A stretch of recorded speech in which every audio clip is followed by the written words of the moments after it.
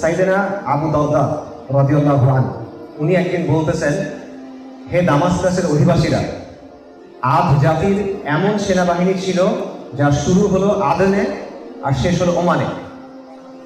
আজকে তোমাদের মধ্য থেকে কে আমার কাছ থেকে 2 দিরহামের বিনিময়ে আদের ধ্বংসাবশেষ কিনবে? অর্থাৎ আদ জাতি এত সমৃদ্ধ ছিল, এত পাওয়ারফুল ছিল, তাদের এত বড় সেনাবাহিনী ছিল যে সেনাবাহিনীর এক মাথা যদি ইয়েমেনের আদন আদিয়ানে থাকে, তাহলে আরেক মাথা হলো ওমানে। মানে অনেক বড় সেনাবাহিনী, অনেক বড় সাম্রাজ্য। কিন্তু সেটা আজকে নাই, ধ্বংস হয়ে গেছে। আজকে এটার মূল্য কত? কোনো মূল্য নাই। কেউ 2 দিরহামের বিনিময়ে এটা কিনতে চায় না। তার মানে কি, দুনিয়ার যে সমৃদ্ধি, দুনিয়ার যে টাকা পয়সা, ক্ষমতা, এগুলো অস্থায়ী, এগুলো জীবনের মূল অর্থ না। কিন্তু এই কথাটা সাইয়েদনা আবু দারদা রাদিয়াল্লাহু আনহুর কথা যখন আমরা শুনি, ওটা আমাদের উপর অতটা প্রভাব ফেলে না। আমাদের উপর প্রভাব ফেলে বা সমাজের উপর প্রভাব ফেলে স্টিভ জবসের কথা, যদি ওটা ফেক কথা হয়।